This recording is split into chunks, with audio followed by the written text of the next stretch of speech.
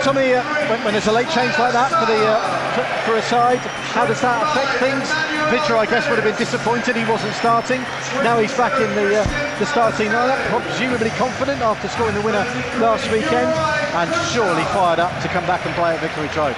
No, absolutely. Coming back to your old club, it's one of those where I often think strikers always score against their old clubs, and you know, Vidra, in the form he's in, scoring the winner last week, he'll have been really disappointed not to be starting at Vicarage Road. Loser with the corner, it's an in-swinger, headed away at the near post by Vidra. Sarr on the edge of the penalty area, controls it, feeds Feminier, who nods it to his right and finds Loser again. Sissoko goes on the outside, Loser works it back to Feminier, Feminier's cross, oh, they're queuing out, comes to Kuczka, off the bar, own goal off Tarkowski! Watford take the lead, 7.5 minutes gone, Juraj Kuczka celebrates, his shot hit the bar, and came out and hit James Tarkowski on the knee, and Watford have the lead. Well, it's not rocket science, is it? Get the ball in the box and attack it. They got a little bit fortunate, but they've already put 3 or 4 good crosses into the box. That one from, I think was it Feminier, right-footed, bending away from the goalkeeper, a little bit fortunate, fell to Kuczka. He's had a great first touch, and it was probably just a little bit too high. He's hit the bar, and it's hit the defender and gone in. There's nothing he could do about it, but without putting the ball in the box, at least threatening to put the ball in the box each time, you can't get those opportunities to score goals. Playing against world beaters here, we're playing against a team that's won, what, 3 of their last 6, 7, 8 games. Burnley have given the ball away, and here's João Pedro feeding Dennis. Dennis on the edge of the penalty area, into the box, force wide, cuts him out, here's Kuczka again, Kuczka diverted over his own bar, this time by Tarkowski. Beyond Kamara, and he'll have to go all the way back to Ben Foster as Burnley push up. Foster fires it downfield, and João Pedro is through here. João Pedro, edge of the penalty, on the volley over the bar! Continue to create doubt in the minds of the Burnley players, because they'll have been thinking this was an easy touch in the form that they were in, coming to... Oh, mistake by Collins, and Pedro into the penalty area. Can he cut it back for Dennis? Collins recovers and gets the tackle in, the block on João Pedro, and actually gets lucky. Collins, who thinks thumps a long ball forward. Vidra battling with Cabasele over on the left-hand side, over the edge of the penalty area, looking to turn. Little back heel, that's really nicely done. And Lennon into the penalty area. Looks for Vekhorst, and can't quite stretches. 6'6" frame, far enough to turn it over the line. It comes to Roberts on the right-hand side. Here's McNeil. Right-hand edge of the penalty area, forced away from goal by Hassan Kamara. Works it infield for Brownhill. Now Vekhorst edge of the box, gets it back from Lennon. His shot is deflected behind for a corner. Burnley have finally started. Kiko Feminier has spotted the ball up here, being in-swinger again with his right foot from this left-hand side. Craig Pawson is our referee. He's watching inside the penalty area as Feminier whips it in towards the near post. Pope just gets there to punch it away. And trust Cabasele to deal with Vekhorst. McNeil spots the space and runs into the penalty area, goes down, and referee Craig Pawson points to the penalty spot. The freeze frame is outside the 18-yard box, but is that when the contact was? You certainly can't see it from that angle, so I'm presuming they're looking at other angles. It's a free kick. It would favour the left footer, you'd think, but whether Brownhill can go round the left-hand side of the wall, we'll see. There's a 4-man Watford wall. McNeil it is, goes low, Loser blocks it in the wall. You're looking to pick the bits up. Mitchell Schondijk for their free kick for Burnley is taken quickly, and they may break here. And Roberts is denied by a fine sliding tackle by Hassan Kamara. He stands hands on hips. Left footed in towards the near post. Pope punches it away, tried to beat him in his near post. But Pope was equal to it. Advantage over Everton, but here's Lennon. Lennon into the Watford penalty area. Great save from Foster. And Kuczka turns it behind. And he should have scored then. It's a horrible finish from Lennon, but it's a great save from Ben.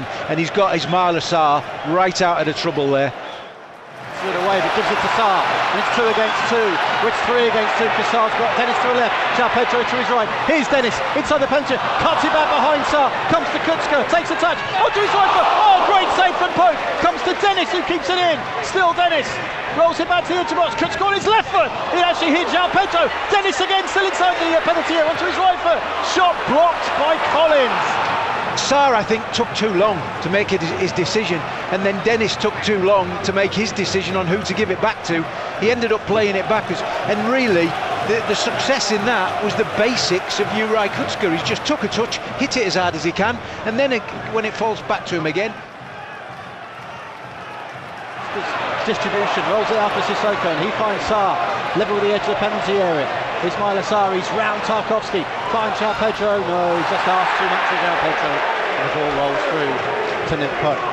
An in-swinger from McNeil from the right-hand side for Burnley. Time high, up got the heads, and it's Ashley Barnes. Well, it doesn't go over the line. It's either the bar or Foster that kept it out. May well have hit the bar. Ashley Barnes inches away from equalising for Burnley. And now Watford could break. Feminier releases Dennis. Nick Pope comes a mile outside his penalty area with a diving header, heads it into touch.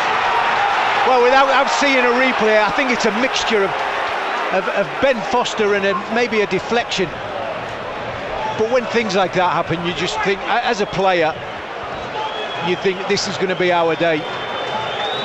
It's a wonderful save from Ben Foster. Yeah. To push it onto the crossbar.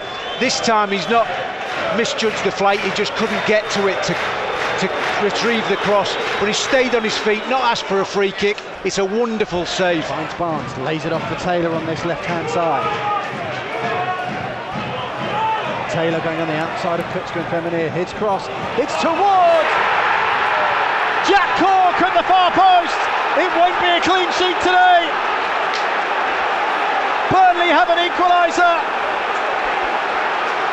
Jack Cork diving in. No pressure on the cross. To talk about what should have been done, but Juraj Kucka can't move. His fuel light has been flashing for the last 15 minutes. He can't move, the kid. He should have been taken off because he should be stopping that cross. It's a wonderful cross. Dennis is marking him on the back post. That shouldn't happen either. McNeil with the free kick towards the far post. Tarkowski heads it across goal. Cabasele swipes it away. Dennis tries to volley it further away. Cork heads it back into the box. Barnes lets there. Comes to Vidra. And Brownhill shot! Burnley have turned it round! Josh Brownhill! From the edge of the penalty area. Ashley Barnes does a knee slide in front of the rookery. He was teed up by Vidra, and Brownhill runs the full length of the pitch to celebrate in front of the Burnley fans. Brownhills might just improve Burnley's purse strings to the tune of Premier League millions. Everton will have their heads in their hands as well.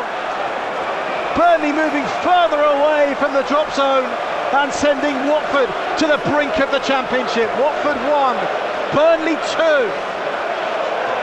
Just a knowledge and experience from Burnley. They've been poor the whole game. Since Ashley Barnes come on, it's completely changed.